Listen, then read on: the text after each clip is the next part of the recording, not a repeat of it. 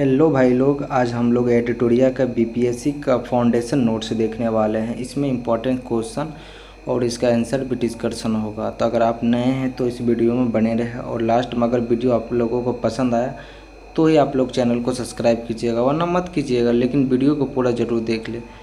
तो चलते हैं, इसमें हम लोग क्या पढ़ रहेंगे। ज्योग्राफी में देखो, वर्ल्ड ज्योग्राफी और इंडियन ज्योग्राफी एंड बिहार का जितना भी इम्पोर्टेंट ज्योग्राफी लेवल का है सारा क्वेश्चन हम लोग इस नोट्स में देख रहे हैं। इसमें जितना भी प्रिंट आउट वगैरह है सारा एडिटोरिया का क्वेश्चन से रिलेटेड है। एडिटोरिया इस बुक को छापा है तो हम एडिटोरिया का ही डिस्कस एक ही करने वाले हैं, तो आप लोग पूरा देखते रहिएगा।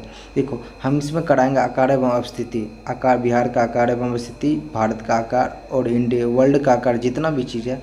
उसके बाद आकृतिक प्रदेश, भारत का भूगर्भणिक संरचना, अफवाह, तंत्र, मिट्टी, कृषि, उद्योग एवं खनिज, जलवायु, वनस्पति, परिवहन, जितना भी है 16 टॉपिक को हम लोग डिस्कशन करने वाले हैं। सबसे पहले चलते हैं आकार एवं अवस्थिति। बिहार का आकार अवस्थिति क्या है? सबसे पहले आकार अवस्थिति, बिहार का आकार अवस्थिति। देखो क्वेश्चन, पहला क्वेश्चन देखते हैं। देश का नाम क्या है? हमारे देश का नाम भारत देश है। अन्य नाम है आर्यवर्त, जम्बूद्वीप, भारतवर्ष, हिंदुस्तान, इंडिया। राजधानी पड़ जाता है नई दिल्ली। राज्यों की संख्या 28 है। केंद्र शासित प्रदेशों की संख्या 8 है। भौगोलिक स्थिति क्या है? उत्तर पूर्वी गोलार्ध में स्थित है। कहेगा भारत कहाँ स्थित है? उत्तर पूर्वी गोलार्ध में स्थित है। ज्यामिति, इसका आकार क्या है? चतुर्कोणीय आकार है। भारत का आकार चतुर्कोणीय आकार। अक्षांश विस्तार है 8 डिग्री 4 मिनट उत्तरी अक्षांश से 37 डिग्री 6 मिनट उत्तरी अक्षांश तक है। या देशांतर क्या? 68 डिग्री 7 मिनट पूर्वी देशांतर से 97 डिग्री 25 पूर्वी देशांतर हो जाएगा। और मानक समय जो पूछेगा, मानक समय 82 डिग्री 30 पूर्वांतर हो सकेगा। प्रयागराज के समीप नैनी के समय जो मानक समय यानी ग्रीनविच टाइमलाइन जो है प्रयागराज के नैनी के समय से लिया गया है। भौगोलिक जो विस्तार है, भारत का भौगोलिक विस्तार है। लंबाई क्या है? 3214 किलोमीटर है। लंबाई 3214 है और चौड़ाई 2938 किलोमीटर। चौड़ाई कितना है? 2938 किलोमीटर। स्थलीय सीमा क्या है? स्थलीय सीमा 15200 किलोमीटर है। स्थलीय सीमा मतलब भारत का स्थलीय सीमा 15200 किलोमीटर बाउंड्री लाइन शेयर करता है किसी अन्य देश से। और जलीय सीमा है 11098 किलोमीटर, मतलब जलीय सीमा शेयर करता है 11098 किलोमीटर। जलीय सीमा कितना शेयर करता है? 11098 किलोमीटर। इसी के आप लोग को जलीय सीमा 11098 किलोमीटर है। और भारत का जलवायु क्यों? भारत का जलवायु मानसून है। क्या है? भारत का जलवायु मानसून है। और क्षेत्रफल क्या हो जाएगा? क्षेत्रफल हो जाएगा क्या? 32,87,263 वर्ग किलोमीटर। क्षेत्रफल क्या हो जाएगा? 32,87,263 किलोमीटर हो जाएगा। विश्व के कुल क्षेत्रफल का भारत का क्षेत्रफल क्या है? 2.4%। विश्व का क्षेत्रफल का भारत का क्षेत्रफल 2.4% हो जाएगा। और क्षेत्रफल के दृष्टि से 7वां स्थान है। पहला स्थान कौन सा कंट्री है? आप लोग कमेंट कर दीजिएगा। पहला स्थान कौन सा कंट्री है? आप लोग कमेंट कर दीजिएगा। पहला स्थान है रूस और 7वां स्थान है भारत अपना। कर्क रेखा भारत के किस राज्य से गुजरता है? कर्क रेखा की बात करें, भारत के गुजरात से गुजरता है। देखो यहाँ भारत के गुजरात हो जाएगा, राजस्थान हो जाएगा, गुजरात हो जाएगा, राजस्थान हो जाएगा, मध्य प्रदेश हो जाएगा, छत्तीसगढ़ हो जाएगा, झारखंड हो जाएगा, वेस्ट बंगाल हो जाएगा, त्रिपुरा हो जाएगा, मिजोरम हो जाएगा। यानी इठी 8 राज्य से हमारे भारत के में कर्क रेखा गुजरता है। नेपाल एवं भूटान भारत एवं चीन का अंतर्राष्ट्रीय बफर स्टेट है। नेपाल और भूटान जो है भारत व चीन के अंतर्राज्य बफर स्टेट का काम करता है। मतलब नेपाल और चीन है, चीन जो है नेपाल और भूटान जो है चीन को जोड़ने का बफर स्टेट का काम करता है। समझो? चलो नेक्स्ट। श्रीलंका पाक जल संधि द्वारा भारत की मुख्य भूमि का पृथक है।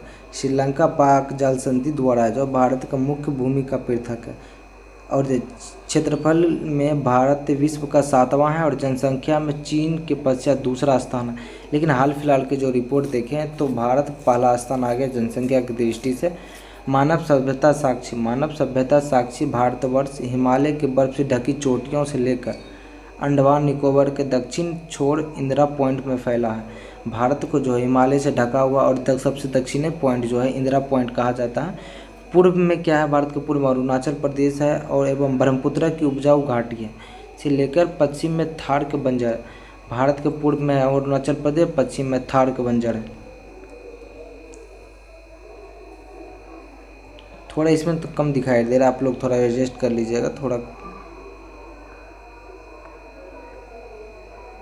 ये देखो, भारत के क्षेत्रफल 32,87,267 वर्ग किलोमीटर। भारत का जो क्षेत्रफल है 32,87,000 वर्ग किलोमीटर। भारत का अक्षांश विस्तार जो है, अक्षांश विस्तार है 8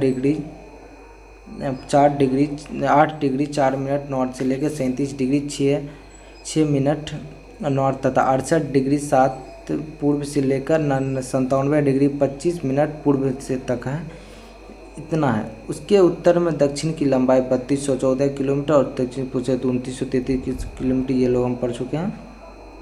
और देखो, भारत के सीमांत लंबाई जो है 15,200 किलोमीटर है तथा मुख्य भूमि जो है तट की लंबाई के द्वीप से नापा जाता है 11,098 किलोमीटर। हाल ही में सर्वेक्षण में यह 7516 किलोमीटर से 48% बढ़कर 11,098 किलोमीटर हो गए। पहले से 7516 किलोमीटर से 48% की बढ़ोतरी है और 11,098 किलोमीटर हो गई है।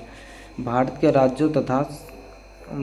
राज्यों तथा संधारित भारत की सीमा अफगानिस्तान, पाकिस्तान, चीन, नेपाल, भूटान, म्यांमार, बांग्लादेश से मिलती है।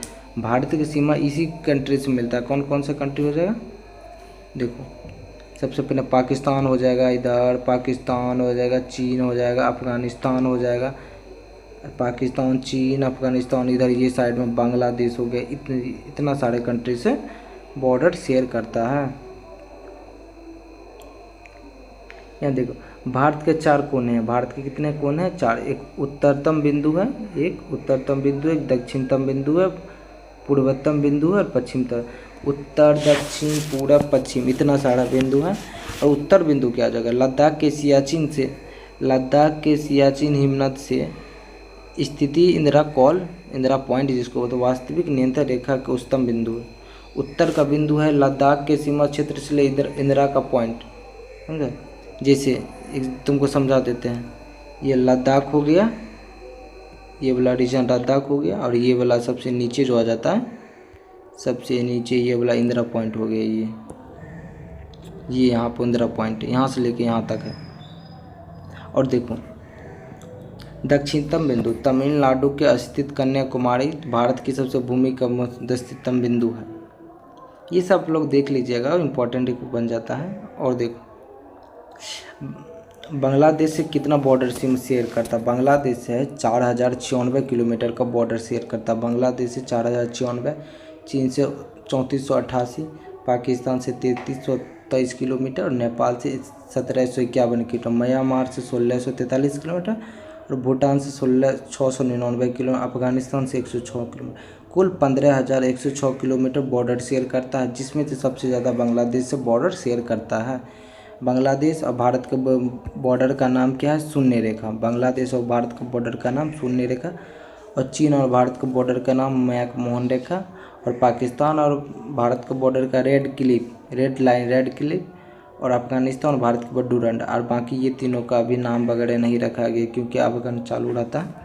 तो और इसमें देखते हैं कि बांग्लादेश से कितना कितना राज्य सटा हुआ। पश्चिम बंगाल है बांग्लादेश से, मेघालय है, मिजोरम, त्रिपुरा और असम, ये सब सारे इसका पड़ोसी राज्य जो सटा हुआ 5 है।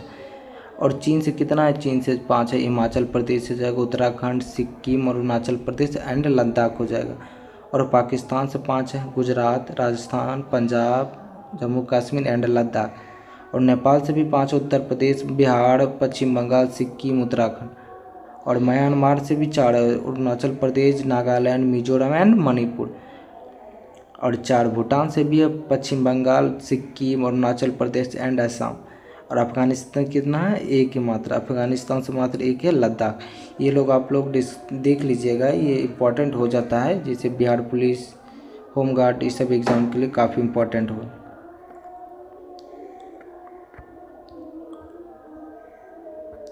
तो भारत का अंतर्राष्ट्रीय सीमा का मुख्य बिंदु, भारत और पाकिस्तान का जो बॉर्डर अलग करता है, ये बाघा बॉर्डर, जिसको अटारी बॉर्डर में से, जो पंजाब में सिचुएटेड है। बाघा बॉर्डर, अटारी बॉर्डर कहाँ जो सिचुएटेड है, बंगाल में सिचुएटेड है। और भारत और म्यांमार को जो अलग करता है ये कौन सा है, मोरहे बॉर्डर। मोरहे बॉर्डर कहाँ पे है, मणिपुर में। और भारत और चीन को कौन सा बॉर्डर अलग करता है, नाथुला पास। मुख्य बिंदु, ये सब मुख्य बिंदु जो अलग करता है इंटरनेशनल बॉर्डर, इसको बोला जाता है नाथुला पास, नाथुला दर्रा। और भारत और पाकिस्तान का राजस्थान का है लोंगेवाला, राजस्थान में। और भारत और पाकिस्तान की एक और है कच्छ का रण है, जो भारत और पाकिस्तान को अलग करता है, गुजरात में कच्छ का रण।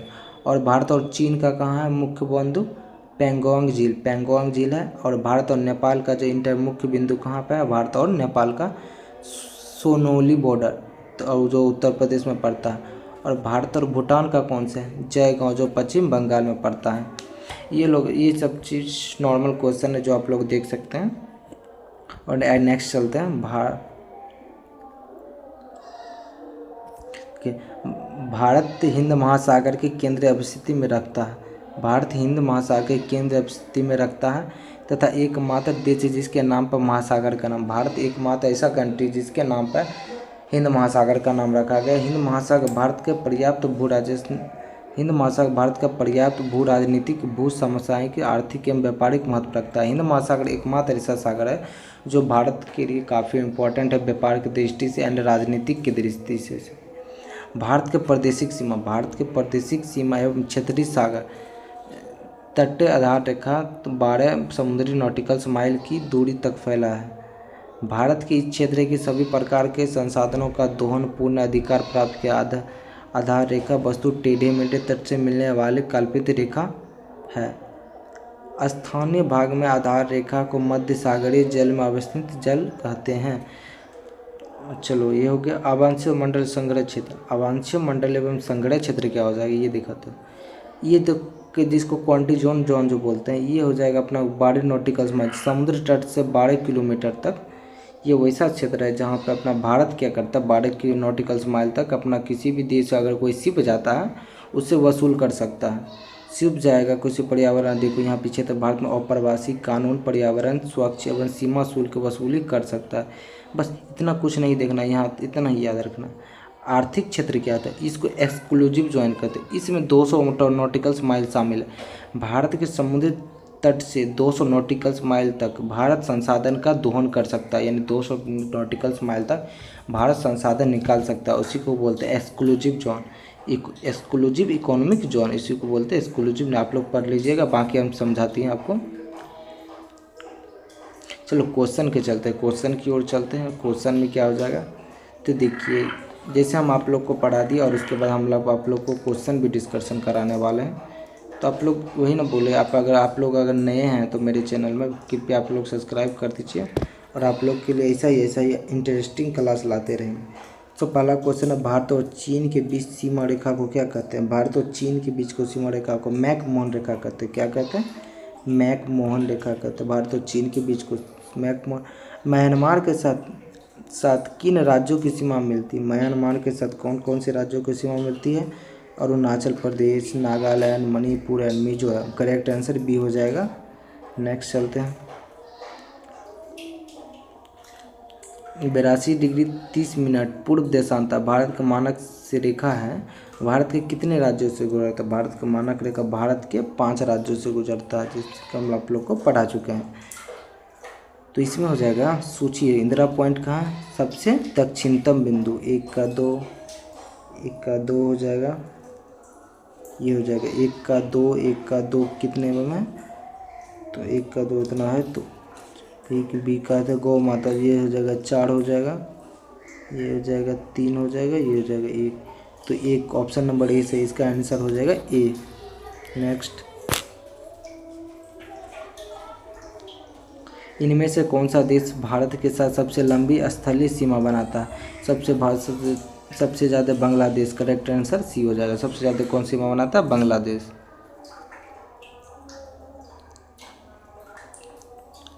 भारत में कितने राज्य संघों में 2 या 2 से अधिक अंतर्राष्ट्रीय सीमा शेयर करता है, तो 4 सीमा शेयर करता है। करेक्ट आंसर डी हो जाएगा।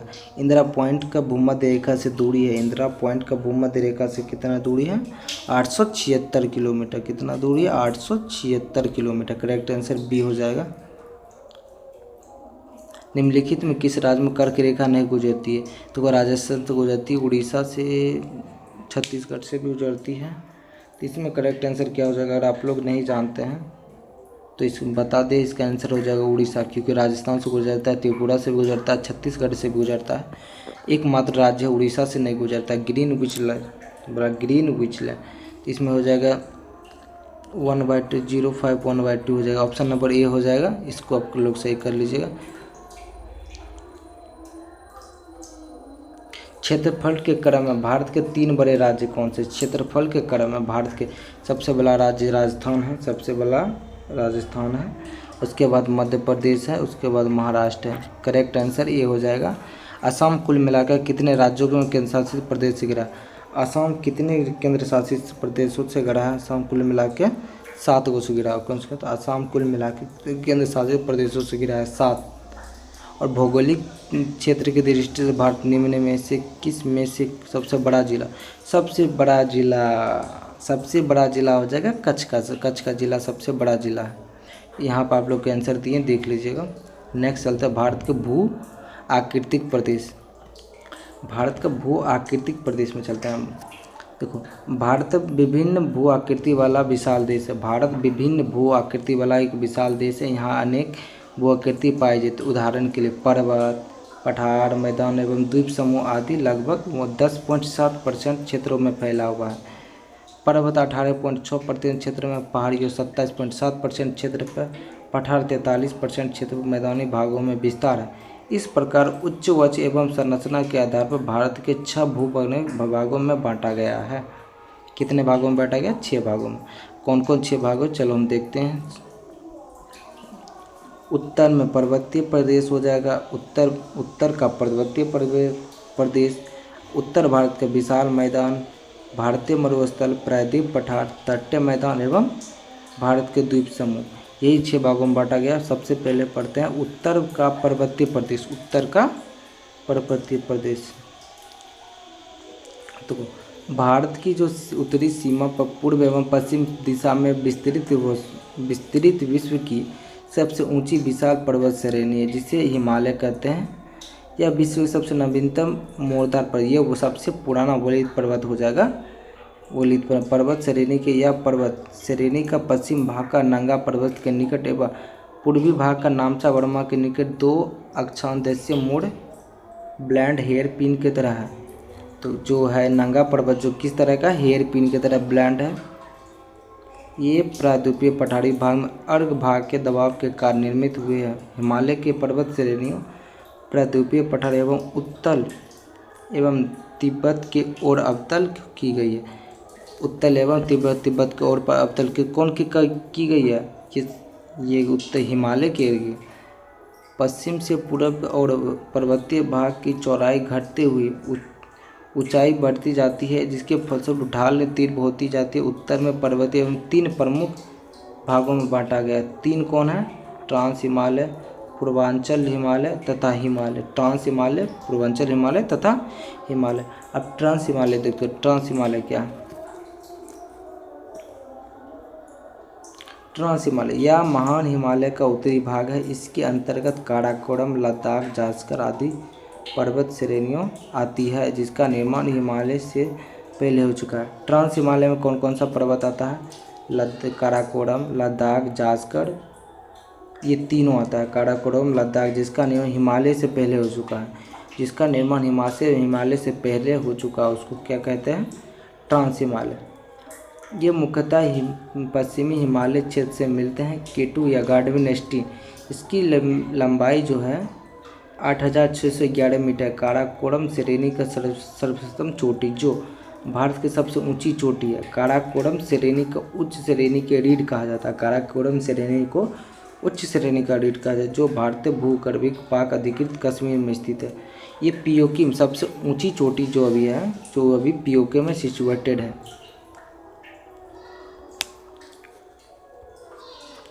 ट्रांस हिमालय बृहद हिमालय के इंडो-सांगो सेंचुरी जोन के द्वारा अलग हुआ है। यहाँ कई बड़े ग्लेशियर पाए जाते हैं, जिनका क्रम पश्चिम से पूर्व के लिए हिस्पर, बियाफो, बाल्टोरा, सियाची। ये मुख्य ग्लेशियर, सबसे बड़ा हिस्पर, उसके बियाफो, बाल्टोरा, उसके बाद सियाची। ये साढ़े चारों ग्लेशियर की लंबाई कितना 75 किलोमीटर है। यह क्षेत्र हिमालय के विशिष्ट छाया प्रदेश में होने के कारण शीत मरुस्थल है। भारत की सबसे कम वर्षा लेह के रिकॉर्ड की गई। भारत में सबसे कम वर्षा कहाँ होता है? सबसे कम वर्षा लेह में होता है। कहाँ होता है? लेह। लेह लद्दाख को कहा जाए, लेह लद्दाख। अब पढ़ेंगे पूर्वांचल हिमालय। पूर्वांचल हिमालय यह भारत के म्यांमार की सीमा में स्थित पहाड़ियाँ। पूर्वांचल हिमालय जो भारत के म्यांमार में स्थित पहाड़ियाँ हैं, इन्हें विभिन्न स्थानीय नामों जैसे पटकाई, बूम, नागा पहाड़ी, मणिपुर पहाड़ी, मिजो पहाड़ी तथा त्रिपुरा पहाड़ियों के नाम से जाना जाता है। इन्हें किन किन नामों से जाना जाता है? पटकाई, बूम, नागा पहाड़ी, मणिपुरी पहाड़ी, मिजो पहाड़ी, त्रिपुरी पहाड़ी। पूर्वांचल हिमालय को यही चारों पांचों नाम से अत्यधिक वर्षा होने के कारण यहाँ जैव विविधता मिलती है। यहाँ पूर्वांचल हिमालय में जो है अत्यधिक वर्षा होने के कारण यहाँ पे जैव विविधता के लिए जानी जाती है। यहाँ पहाड़ियों में जैव विविधता हॉटस्पॉट सम्मिलित है। यहाँ आप पढ़ेंगे हिमालय के बारे में। देखो, हिमालय के अंतर्गत 3 समांतर श्रृंखलाओं को सम्मानित किया जाता है, जो महान हिमालय, मध्य हिमालय एवं शिवालिक श्रृंखला है। हिमालय के अंतर्गत 3 समानांतर श्रृंखला है। कौन कौन? महान हिमालय, महान हिमालय, मध्य हिमालय एंड शिवालिक श्रृंखला। महान हिमालय क्या? देखो, महान हिमालय को कहते हैं हिमाद्री भी बोलते हैं, बृहत हिमालय भी बोलते हैं और आंतरिक हिमालय भी। यह हिमालय की सबसे ऊंची श्रेणी है। इसकी औसत ऊंचाई है 6100 मीटर। इसकी औसत ऊंचाई 61, और जबकि चौड़ाई है 120 से 190 किलोमीटर तक। इसकी महान बृहद हिमालय की ऊंचाई कितना है? 6100 मीटर और इसकी चौड़ाई 120 से 190 किलोमीटर के बीच है।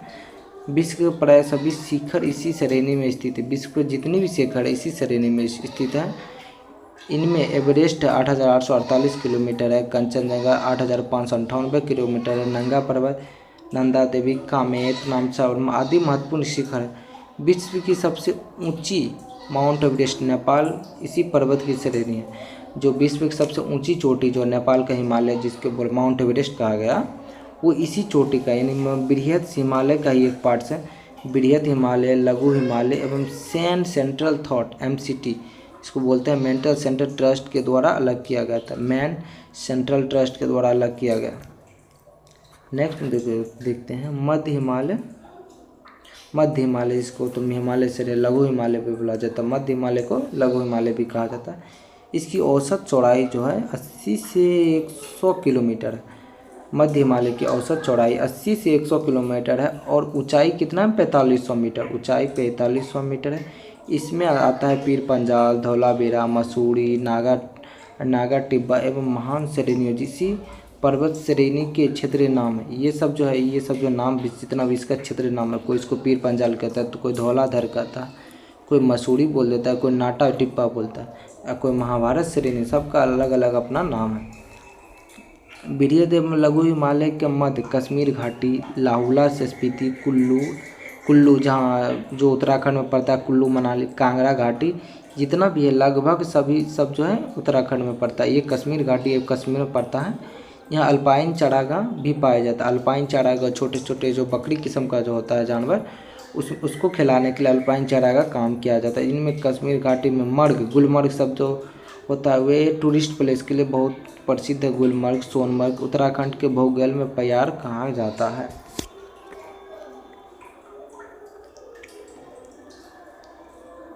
लघु हिमालय अपने स्वास्थ्यवर्धक पर्यटन स्थलों के लिए प्रसिद्ध है। जैसे हम आपको पहले बताएं, ये जितने भी लघु हिमालय हैं, लघु हिमालय, मध्य हिमालय उसी को बोलते हैं, सभी अपना अपना पर्यटन के जितने भी पर्यटन जाते हैं सभी लघु हिमालय पर्यटन के लिए बहुत फेमस है। उदाहरण के लिए शिमला नाम सुने हो कोई? कहाँ जा रहा है? शिमला, कुल्लू, मनाली, मसूरी, दार्जिलिंग, ये सारा है कहाँ स्थित है? सारा उत्तराखंड में है। उत्तराखंड क्या है? एक लघु हिमालय का ही पार्ट्स है। लघु हिमालय, शिवालिक हिमालय एवं मैन बाउंड्री फॉल्ट जो है के द्वारा अलग किया गया। लघु हिमालय क्या क्यों? मैन बाउंड्री MBT के द्वारा अलग किया गया। मैन बाउंड्री फॉल्ट के द्वारा अलग किया गया। अब पढ़ेंगे शिवालिक। यह हिमालय के सबसे बाहरी एवं दक्षिणी बिंदु है। यह हिमालय के सबसे बाहरी एवं निचली श्रृंखला है जो हिमालय के सबसे नवीन पूछेगा यानी सबसे नया पूछेगा तो शिवालिक श्रेणी होगा। सबसे नया पूछेगा तो कौन सा श्रेणी हो? शिवालिक श्रेणी। यह जो है 10 से 50 किलोमीटर चौड़ा है और इसकी ऊंचाई 1100 मीटर है। शिवालिक की जो चौड़ाई है 10 से 50 किलोमीटर है, इसकी ऊंचाई जो है 1100 मीटर है।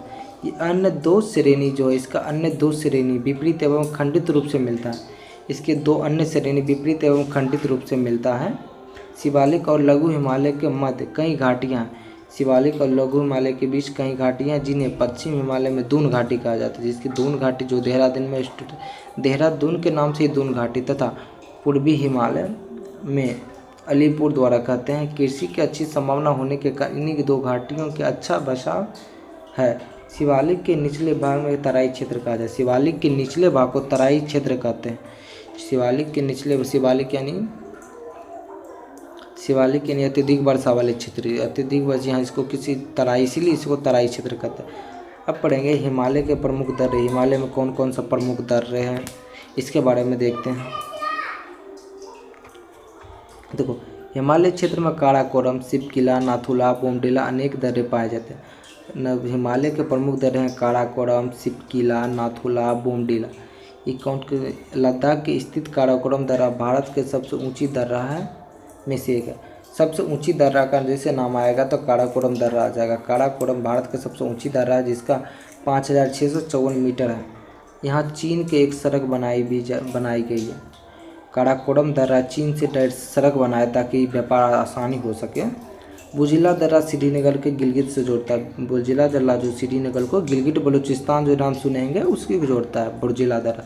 जोजिला दर्रा जो है जास्कर श्रेणी में स्थित, जोजिला जास्कर श्रेणी में स्थित है। इससे श्रीनगर से लेह का मार्ग गुजरता है। इससे श्रीनगर लेह का मार्ग। पीर पंजाल दर्रा कुलगांव से कोठी जाने का मार्ग खुलता है। पीर पंजाल दर्रा जो है कुलगांव से कोठी का मार्ग गुजरता है। बनिहाल दर्रा जम्मू कश्मीर को जाने के मार्ग गुजरता है। बनिहाल दर्रा से जम्मू कश्मीर से श्रीनगर जाने का मार्ग गुजरता है। जवाहर सुरंग इसी भाग में स्थित है। भारत सबसे ऊंची दर्रा यागंजी दीवान में है। भारत की सबसे ऊंची दर्रा, ऊंचा पूछेगा तो हो जाएगा 5890 मीटर का है सबसे ऊंचा दर्रा। यागंजी दीवान दर्रा है। चलो नेक्स्ट देखते हैं।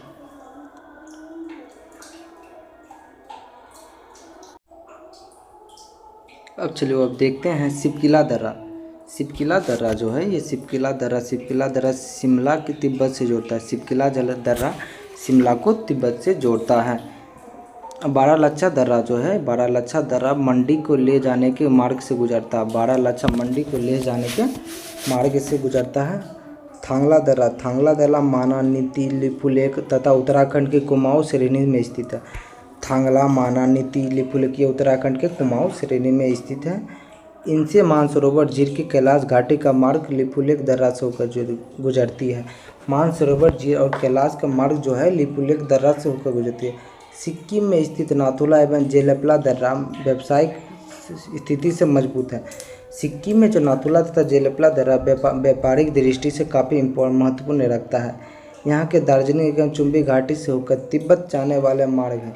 यही जो है चुम्बी घाटी और दार्जिलिंग के तिब्बत जाने का। बोमडिला दर्रा जो यांगप्ला दर्रा अरुणाचल प्रदेश में स्थित है। बोमडिला दर्रा तथा तवांग घाटी में स्थित है। तिब्बत घाटी में यहाँ का मार्ग यांगप्ला के पास ब्रह्मपुत्र नदी में प्रवेश करते यहाँ चीन की मार्ग भी जाता है। चलो आप लोग देख लीजिएगा ये सब।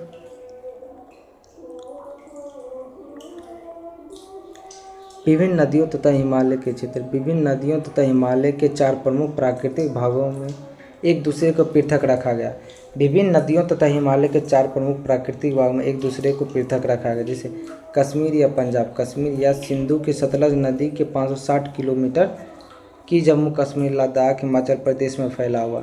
सिंधु और सतलज जो है 560 किलोमीटर के लंबाई में जम्मू कश्मीर और लद्दाख के क्षेत्र में फैला हुआ। यहाँ पर क्रमिक रूप से ऊंचाई प्राप्त करता है। जास्कर, लद्दाख, काराकोरम, पीर पंजाल एवं धौलाधर श्रेणी इसी के भाग हैं। हिमालय का ही भाग है पंजाब हिमालय के, ये जितना भी सारा है इसे जास्कर, लद्दाख, काराकोरम, पीर पंजाल तथा धौलाधर श्रेणी सब हिमालय के भाग। हिमालय का सर्वाधिक ऊंचाई एवं ये 250 से 400 किलोमीटर हिमालय फैला। 250 से 400 किलोमीटर हिमालय फैला हुआ। कुमाऊं हिमालय देखते हैं।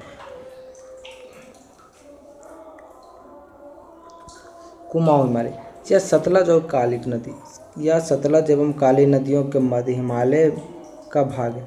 कुमाऊं हिमालय क्या है? कुमाऊं एक काली नदी सतलज हिमालय के मध्य यह भाग है और 320 किलोमीटर लंबाई में उत्तराखंड राज्य में विस्तृत है। नंदा देवी, कामेत, बद्रीनाथ, केदारनाथ, त्रिशूल आदि इससे प्रमुख शिखर है। कुमाऊं हिमालय का सबसे प्रमुख शिखर कौन सा है? नंदा देवी, कामेत, बद्रीनाथ, केदारनाथ, त्रिशूल आदि प्रमुख शिखर है। नंदा देवी इस श्रेणी का सर्वोच्च चोटी है जो भारत की तीसरी सर्वोच्च चोटी है। नंदा देवी इस श्रेणी की सर्वोच्च चोटी है जो भारत की सबसे तीसरी चोटी है। नेपाल हिमालय यह काली तथा तीस्ता नदी के मध्य 800 किलोमीटर की लंबाई में फैला हुआ है। नेपाल हिमालय क्या है? काली नदी और तीस्ता नदी के मध्य मतलब बीच में 800 किलोमीटर लंबाई में फैला हुआ है। यह हिमालय की चौड़ाई अत्यंत कम है, परंतु हिमालय के शिखर यहीं मिलते हैं और एवरेस्ट, कंचनजंगा, मकालू आदि इसी हिमालय का पार्ट से। नेपाल हिमालय का ही मकालू, एवरेस्ट, कंचनजंगा इसे नेपाल हिमालय का ही पार्ट से है। असम हिमालय देखो, असम हिमालय यह तीस्ता एवं दिहांग नदी जो ब्रह्मपुत्रा का सहायक नदियों के बीच 720 किलोमीटर की लंबाई रखता है और सिक्किम, असम, अरुणाचल प्रदेश राज्यों और भूटान देश में यह विस्तृत है। यहाँ हिमालय का ऊंचाई पुनः कम होने लगती है। इस हिमालय की ऊंचाई अभी भी पुनः कम हो रही है। कौन सा हिमालय की? असम में हिमालय की। उत्तर भारत के मैदान का निर्माण मुख्यतः सिंधु, गंगा, ब्रह्मपुत्र नदी तथा इनकी सहायक नदियों द्वारा हुआ है। अवसादों के निक्षेपण से हुआ और गंगा का ब्रह्मपुत्र भी इसी के कहते हैं। तो उत्तर भारत के जितने भी है नदियाँ सब अवसादों द्वारा लाए गए से यहाँ का देखो इतना को समझो। नॉर्मली देखो उत्तर भारत में जितने भी नदियाँ होते हैं सारा नदी अपना अपना अवसाद लाता है, चाहे वो गंगा हो, ब्रह्मपुत्र हो, यमुना हो या छोटे मोटे जितने भी नदी है, उसी अवसादों द्वारा ही वहाँ का मैदानी इलाकों का निर्माण हुआ। वहाँ का जो अवसाद है उसी के द्वारा मैदानी इलाकों का निर्माण हुआ है।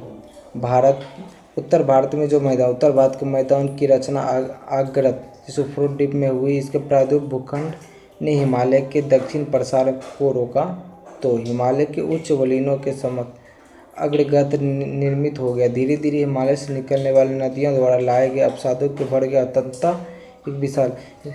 देखो धीरे धीरे जैसे जैसे नदियों बहता गया, धीरे धीरे अवसाद लाता गया। अवसाद लाने के क्रम में किसी एक जगह ये विभिन्न जगह अवसाद जमा होते गया। जमा होने के क्रम में धीरे धीरे लाखों करोड़ों वर्ष जब ये प्रक्रिया हुआ तो नॉर्मली मैदानी भाग का निर्माण हो गया। यह मैदान पश्चिम में सिंधु नदी के लेकर पूर्व में ब्रह्मपुत्र नदी से ले फैला हुआ। यह समतल मैदान में एक उच्चवाच में बहुत कम अंतर या शैतान। यह मैदान पूर्व से पश्चिम की लगभग 3200 किलोमीटर लंबा है, लगभग 150 से 300 किलोमीटर चौड़ा है। ये सब जो ब्रह्मपुत्रा नदी जो ये 3200 किलोमीटर लंबा है एवं 150 से 300 किलोमीटर चौड़ा है। इस मैदान एवं समुद्री तल से ऊंचाई लगभग 50 से 150 मीटर है। इस नदी का जो ब्रह्मपुत्रा रिवर का जो ऊंचाई है ये 50 से 150 मीटर है। इस क्षेत्र में उपजाऊ मिट्टी, उपयुक्त जलवायु एवं पर्याप्त जलापूर्ति कृषि कार्य एवं विकास बहुत सहायक होते हैं।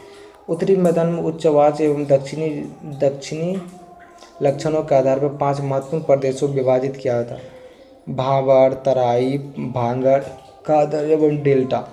भाबर कैसे बनता है? देखो जब कोई नदी बहुत सारे मिट्टी को लाता है और एक जगह जमा कर देता है वो हो गया हमारा भांगड़। क्या होगा? भांगड़। तराई मिट्टी क्या है? जब एक ही जगह पर बार बार कहीं पर बाढ़ आता है वो तराई मिट्टी हो गया। भांगड़ कहते हैं एक बार बाढ़ आया फिर लंबे समय तक बाढ़ नहीं आया उसे भांगड़ मिट्टी कहते हैं। खादर क्या कहते हैं? वो जगह जहाँ पे बार बार बाढ़ आ रहा है, साल में 2 बार 3 बार बाढ़ आ रहा है, नया से नया मिट्टी आ रहा है, उसे खादर कहते हैं। डेल्टा उसको बोलते हैं जहाँ दो से अधिक नदियाँ अपना पानी को ड्रेन करता है यानी पानी को वहाँ पे लाता है, उसे डेल्टा कहते हैं। जैसे सुंदरबन डेल्टा ब्रह्मपुत्रा का भी है। ब्रह्मपुत्र नदी भी अपना पानी को ड्रेन करती है और गंगा नदी भी अपना पानी को ड्रेन करती है, उसे डेल्टा कहा गया। भांबड़ क्या है? देखो डिटेल से पढ़ते हैं भांबड़ क्या है।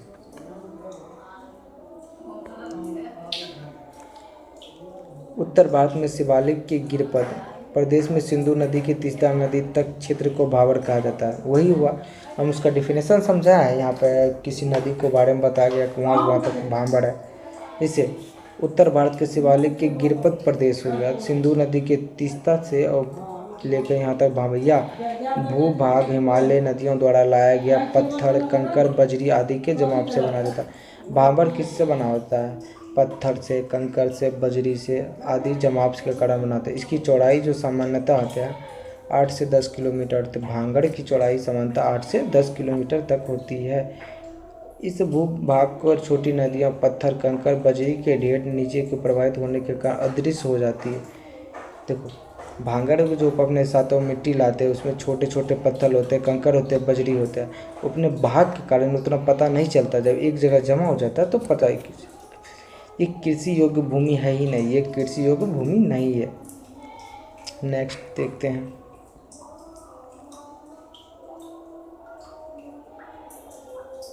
तराई मिट्टी क्या है? देखो, तराई मिट्टी क्या है? तराई देखो, यह क्षेत्र भाबर प्रदेश के दक्षिण में दलदली क्षेत्र है। तराई मिट्टी भाबर प्रदेश के दक्षिण में दलदली मिट्टी तथा बारीक कंकर, पत्थर, रेत, चिकनी मिट्टी से बना आता है। इसकी चौड़ाई जो है, तराई मिट्टी की चौड़ाई नॉर्मली 10 से लेकर 20 किलोमीटर। तराई मिट्टी की चौड़ाई कितनी है? 10 से लेकर 20 किलोमीटर तक। भाबर क्षेत्र जो नदियाँ अदृश्य हो जाती है, जो नदियाँ धीरे धीरे मिट जाती है, अदृश्य हो जाती है, ये तराई क्षेत्र धरातल से पुनः दृश्यमान हो जाता है तथा वर्षा का अधिकता के कारण तराई का विस्तार पश्चिम से अपेक्षा पूरब में अधिक होता है। तराई जो मिट्टी होता है इसकी विस्तार पश्चिम के अपेक्षा पूरब में बहुत अधिक होता है। आप पूरब में देखिए, पूरब क्या कौन सा पार्ट है? यानी पूरब हो गया हमारा अरुणाचल प्रदेश, वहाँ पे देखना तराई मिट्टी बहुत ज़्यादा मात्रा में है। इस क्षेत्र में ढाल की कमी होने के कारण पानी बिखरा हुआ होता है। नित्य इस क्षेत्र में यानी अरुणाचल प्रदेश के रीजन में क्षेत्र कम, ढाल कम होने के कारण पानी बिखरा होता है, जिससे इस क्षेत्र का भूमि सदैव नम होती है। इस क्षेत्र का तथा कृषि के लिए विशेषकर गन्ना, चावल तथा गेहूं हेतु अधिक उपजाऊ होती है। यह तराई मिट्टी है ना, कृषि के लिए महत्वपूर्ण होती है, लेकिन सभी कृषि के लिए नहीं होती है। कुछ कृषि जैसे गन्ना, चावल, गेहूँ ये सब के लिए बहुत अच्छा साबित हो सकता है। अब पढ़ेंगे भांगड़ के बारे में। देखो, भांगड़ मिट्टी क्या है? यह तुरई मैदान तथा उच्च भूमि के पुरानी जलोढ़ मिट्टी से निर्मित है। भांगड़ मिट्टी को पुरानी जलोढ़ कहते हैं। जैसे हम बताएं, जैसे एक साल में एक बार, 2 साल, 3 साल में एक बार बाढ़ आया, बाढ़ जो अपने साथ अवसाद लाया वहाँ पर जमा कर दिए, वही भांगड़ मिट्टी कहलाता है। उत्तर मैदान में सबसे विशालतम भाग जलोढ़ भांगड़ का बना होता है। उत्तर भारत में सबसे विशालतम भाग जो है वही जलोढ़ का है। इसका विस्तार मुख्य रूप से पंजाब, उत्तर प्रदेश मैदानों भागों में होता है। इसका विस्तार पंजाब, उत्तर प्रदेश में है। इसमें कंकड़ भी पाए जाते हैं। शुष्क क्षेत्रों में या लवणीय तथा क्षारीय उत्प्लावन देखे जाते हैं, जिसे रेत तथा कल्लड़ कहा जाता है, जिसे रेत तथा कल्लड़ कहा जाता है।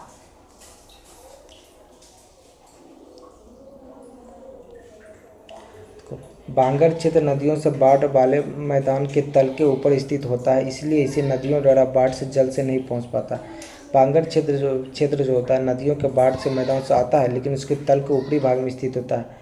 इस क्षेत्र कृषि हेतु कम उपयोगी होती है। ये मिट्टी जो है कृषि के लिए उतना उपयोगी, जितना जल खादर होती है उतना उपयोगी नहीं होती है, बट उपयोगी होती है। इसमें गन्ना वगैरह लगा सकते हैं। इसमें भूमिगत जल स्तर में अधिक गहराई होती है। इसमें भूमि भांगड़ प्रदेश में अपक्षय के कारण भूमि के ऊपर में मुलायम मिट्टी नष्ट हो जाती है। यह अपक्षय के कारण ऊपर जो मुलायम मिट्टी होती है वह नष्ट हो जाती है, वहाँ के कंकरीली भूमि मिलती है। अब जो है वहाँ के कंकर वाला भूमि मिलती है, जिसे भूड़ कहा जाता है, इसे भूड़ कहा जाता है। खादर, देखो खादर क्या है? खादर मतलब नया मिट्टी। खादर का मतलब है न्यू मिट्टी, नया मृदा। यह उत्तरी भारत का मैदानों की निचली भूमि है। उत्तरी भारत के मैदान का सबसे निचली भूमि है, जो नवीन जलोढ़ द्वारा निर्मित है। इसे कॉप मिट्टी भी कहा जाता है। इसे कॉप मिट्टी का इसका विस्तार पूर्वी उत्तर प्रदेश, बिहार एवं पश्चिम बंगाल में। खादर का जो विस्तार है उत्तर प्रदेश में है, बिहार में है, पश्चिम बंगाल। क्योंकि देखो इसलिए है उत्तर प्रदेश, बिहार और पश्चिम बंगाल, क्योंकि यहाँ पर सालों भर यहाँ के नदियों में पानी होता है और सालों भर कुछ ना कुछ जगह पर बाढ़ आते रहता है। बाढ़ आएगा अपने साथ अवसाद लेकर ही आएगा। जैसे बिहार में तो आपको पता ही होगा कि उत्तर बिहार जो है बाढ़ प्रभावित क्षेत्र है। जब जब बाढ़ आता है वो अपने साथ अवसाद लेकर आते हैं, जिसे नवीन मृदा कहते हैं। बंगाल भी हो जाएगा ब्रह्मपुत्रा नदी, कितना ब्रह्मपुत्रा और गंगा अपना लेके जाता है। और उत्तर प्रदेश भी हो जाएगा, उत्तर प्रदेश में तो नदियों का ही संगम कहा जाता है। खादर क्षेत्र नदियों के निचले हिस्से कुछ स्थित होते हैं। खादर क्षेत्र जिससे बाढ़ के समय जलोढ़ की नई परत जम जाती है। खादर क्षेत्र नदियों के निचले हिस्से में स्थित होते हैं जिससे बाढ़ के समय जो है जलोढ़ मृदा जम हो जाता है। इसे क्षेत्र को सबसे अधिक उपजाऊ माना जाए, इस कृषि क्षेत्र को सबसे ज़्यादा उपजाऊ माना जाता है। इसमें भूमिगत जल स्तर ऊँचा होता है, इसमें भूमिगत जल जो होता है ऊँचा होता है। खादर भूमि की मृदा जो है चीका सा अधिकतम होता है, इसकी नमी धारण करने की क्षमता प्रदान। खादर मिट्टी को नमी देखो जितना पढ़ा रहा है उतना ही पढ़ो, हम वादा करते हैं आपका सिलेक्शन जरूर होगा। बीपीएससी हो या यूपीएससी हो, यूपीएससी को तो हम देखो यूपीएससी को तो हम मतलब चैलेंज नहीं कर सकते हैं, लेकिन उसके ये इतना कर सकते हैं आप लोग का बेस ज़रूर बना देगा हम लोग। तो खादर भूमि जो है मृदा का चीका की अधिकता होती है। खादर में उसमें चिकनाई की अधिकता, नमी की मात्रा अधिक होती है। इस मिट्टी में जो है चावल उगेगा सबसे ज़्यादा। किसमें? खादर में। चावल, जूट, गेहूँ, गन्ना, दलहन आदि कृषि के लिए उपयुक्त होती है। ये सब क्या होता है? कृषि के लिए उपयुक्त होता है। 1 मिनट आप लोग रुकिएगा। उत्तरी भारत में विशाल मैदान को प्रादेशिक आधार पर मुख्यतः 4 उप वर्गों में बांटा गया है। देखो खादर मिट्टी को 4 भागों में बांटा गया। 4 भागों में कौन को? पंजाब हरियाणा के क्षेत्र, राजस्थान का मैदानी भाग, गंगा का मैदानी भाग, ब्रह्मपुत्रा का मैदानी भाग। पढ़ेंगे पंजाब हरियाणा के मैदानी भाग। तो पंजाब हरियाणा का मैदानी भाग में इसलिए जलोढ़ मृदा अधिक है, यानी खादर मिट्टी अधिक है, क्योंकि पंजाब को 5 नदियों का राज्य कहा जाता है। सिंधु तथा उसके सहायक नदियाँ देखो, चिनाब हो गया, झेलम हो गया, रावी हो गया, ब्यास हो गया, सतलज। इसी के द्वारा पंजाब में मैदानी भाग को में खादर की अधिकता है, क्योंकि ये जब नदी बहती है अपने साथ बहुत सारे आपसाद लेकर आता है और पंजाब में ड्रेन करते थे। उसका भौगोलिक विस्तार भारत और पाकिस्तान दोनों के बीच जितना भी नदी है लगभग में 30 में से 3 नदी का विस्तार भारत और पाकिस्तान के बीच है, लेकिन सर्वाधिक विस्तार पाकिस्तान में। सिंधु नदी का सबसे बड़ा विस्तार पाकिस्तान में। भारत के कुछ ही राज्यों में शेयर होता है इसका पानी, लेकिन सबसे ज़्यादा विस्तार की बात करें तो भारत और पाकिस्तान में पाकिस्तान का हो जाएगा। भारत में पंजाब में मैदान में अधिकतम बाढ़ की बिस्त दोआब भी कहा जाता है। भारत और पंजाब के मैदान को बिस्त दोआब किसे कहा जाता है? भारत और पंजाब के मैदान को बिस्त दोआब कहा जाता है। जो कृषि की दृष्टि से भारत एक विकसित क्षेत्र है। कृषि की दृष्टि से भारत एक विकसित क्षेत्र है। पंजाब में पुरानी जलोढ़ भूमि को बैंडलैंड या अनुबर्र भूमि कहा जाता है। पंजाब में पुरानी जलोढ़ को बैंडलैंड या अनुबर्र भूमि कहा जाता है। पंजाब में पर्वतीय मैदान एवं नदियों द्वारा अवसाद के निर्मित भूमि को चौस या चौस कहते हैं। इसी प्रकार चौस होशियारपुर जिले में सर्वाधिक पाए जाते हैं। चौस जो एक खनिज होता है जो होशियारपुर जिले में अधिक मात्रा में पाए जाते हैं। अब पढ़ेंगे राजस्थान का मैदान। राजस्थान को मैदान को क्यों कहा जाता है? देखो राजस्थान का नाम सुनते ही हम लोग को आता है वहाँ पर बालू बहुत होगा। नहीं, बालू है बट कुछ मात्रा में ही बालू है, कुछ क्षेत्रों में बालू है, जो वो क्षेत्रों में बालू है जो पाकिस्तान से सटा हुआ इलाका है। देखो इसका विस्तार अरावली पर्वत से लेकर भारत पाकिस्तान की सीमा तक, उत्तर में पंजाब हरियाणा के मैदान तक ही है। इसका विस्तार कहाँ तक है? अरावली से लेकर आपको पंजाब हरियाणा के मैदान तक ही राजस्थान में इसका विस्तार है। राजस्थान का मैदान तथा केंद्रीय भूमि को अरावली पर्वत के विभाजक रेखा का कार्य करता है। राजस्थान का जो मैदान है केंद्रीय भूमि, उसके बीच अरावली का ही रेखा कार्य करता है। 25 सेंटीमीटर समवर्षीय रेखा राजस्थान के मैदान के राज्य को बांगर एवं थार मरुस्थल विभाजित करता है। 25 सेंटीमीटर समवर्षा के कारण ही राजस्थान में कहीं पर बांगर है, कहीं पर थार मरुस्थल है, कहीं पर कुछ है, कहीं पर कुछ है। राजस्थान बांगर उर्वरक भूमि का रोही कहते हैं। राजस्थान में बांगर भूमि को क्या बोलते हैं? रोही बोलते हैं। कहेगा बांगर भूमि नहीं बोलता, वहाँ पे कहेगा रोही भूमि है। रोही कौन सा भूमि है? रोही भूमि है।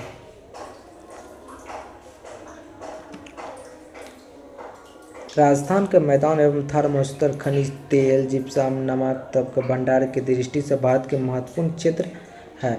यहाँ की कृषि हेतु जल संसाधन के लिए इंदिरा गांधी नहर परियोजना का विकास हुआ। देखो राजस्थान में जो है थार मरुस्थल है, उसमें क्या क्या है? उसमें कुछ कुछ मिनरल्स अभी भी दबा हुआ है, जैसे खनिज हो गया, तेल हो गया, जिप्सम हो गया, नमक हो गया, ये सब अभी भी राजस्थान के कुछ कुछ इलाकों में है, जिसमें से सबसे ज़्यादा थार मरुस्थल में। यहाँ की कृषि है जो कृषि के लिए जल संसाधन का प्रयोग किया जाता है, जो कहाँ पे है, जो इंदिरा गांधी नहर पे विकास किया गया। इंदिरा गांधी नहर का विकास कहाँ के, राजस्थान में किया गया। राजस्थान का मैदान का सांबर झील भारत की सबसे बड़ी अंतर्राष्ट्रीय खारे पानी का झील है। राजस्थान का सबसे बड़ा झील, अंतर्राष्ट्रीय झील जिसे बोलते हैं सांबर झील, जो सबसे ज़्यादा खारे पानी का झील सांबर झील, तथा लूनी इस मैदान की एक प्रमुख नदी है। राजस्थान का सबसे प्रमुख नदी को लूनी नदी कहा जाता है। राजस्थान का लूनी नदी सबसे प्रमुख नदी कहा जाता है। इस क्षेत्र की पहाड़ियों से घिरे अभिकेंद्रीय अपवाह एक मिनट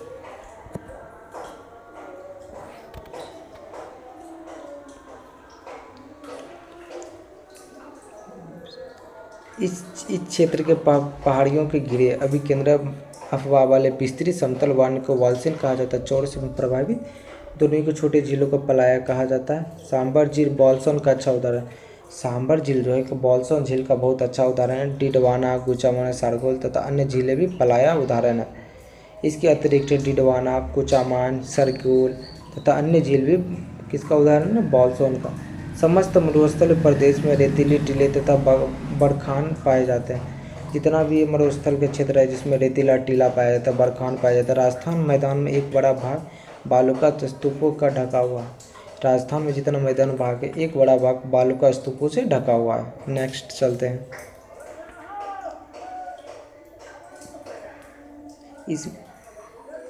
इसमें मैप की मदद से देखो आप लोग को बताएंगे गंगा का मैदान भाग। गंगा का मैदान भाग में देखो ऊपरी गंगा का मैदान हुआ, एक निम्न गंगा का मैदान हुआ और मध्य गंगा का मैदान। गंगा का मैदान को 3 भागों में नॉर्मली बांटा गया है, ऊपरी गंगा, एक मध्य गंगा, एक निम्न गंगा। ऊपरी गंगा का मैदान में रुहेलखंड का मैदान होता है। रुहेलखंड का मैदान और अवध का मैदान दोनों यूपी में ही पड़ता है। रुहेलखंड का मैदान और अवध का मैदान। और मध्य गंगा का मैदान है पूर्वी उत्तर प्रदेश का मैदान, बिहार का मैदान। मध्य गंगा का बिहार का मैदान किस में आता है, बिहार का मैदान आता है मध्य गंगा के मैदान में। और एक निम्न गंगा का मैदान पश्चिम बंगाल का मैदान है। निम्न गंगा के मैदान में पश्चिम बंगाल का आता है। अब देखो बिहार में मैदान कौन सा, एक सारण का मैदान, मगध का मैदान और मिथिला का मैदान। सारण, मगध और मिथिला का मैदान आता है। इसका विस्तार उत्तर प्रदेश, बिहार, पश्चिम बंगाल तक है। इस गंगा का विस्तार जो है बिहार, उत्तर प्रदेश, पश्चिम बंगाल तक है। बिहार में इसकी सहायक नदियों के निर्मित प्रमुख 3 मैदानों प्रदेशों में समांकित किया गया। ऊपरी गंगा का मैदान, मध्य गंगा का, निम्न गंगा, ये हम पढ़ चुके हैं। गंगा का मैदान पूर्वी पश्चिम की ओर जाने पर बंगाल की खाड़ी का शाखा द्वारा होने वाले वर्षा की मात्रा को समुद्र से दूरी से बढ़ने के कारण कमी होती है। समुद्र की दूरी से बढ़ने के कारण कभी कभी बंगाल में वर्षा की मात्रा कम हो सकती है। मध्य गंगा का मैदान बाढ़ के सर्वाधिक प्रभावित करता है। मध्य गंगा का जो मैदान है सबसे ज़्यादा बाढ़ को प्रभावित करता है। तो मध्य गंगा का मैदान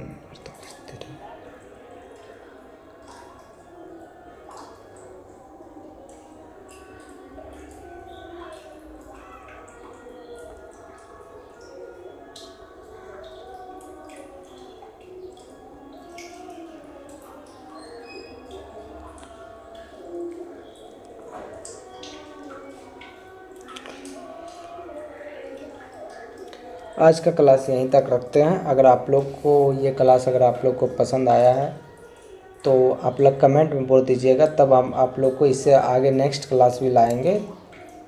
अगर आप लोग को क्लास पसंद आया तो बोलिएगा कि चैनल को सब्सक्राइब कर दीजिएगा।